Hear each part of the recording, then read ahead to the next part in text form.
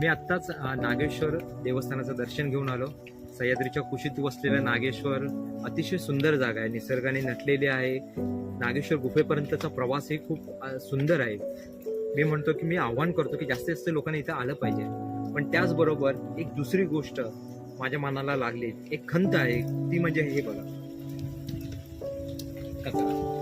नागेश्वरच्या पायथ्यापासून जिथून आपण चालायला सुरुवात करतो तिथपासून नागेश्वरच्या गुफेपर्यंत बऱ्याच ठिकाणी आपल्याला प्लॅस्टिकचा कचरा दिसतो. जिथे स्टॉल लावला तिथेही त्याच्या आजूबाजूला कचरा आहे. त्याच्यानंतर गुफा आहे, गुफेच्या खालच्या बाजूला बऱ्याच साऱ्या लोकांनी कचरा, पूजेचं साहित्य वगैरे टाकून दिलेलं आहे.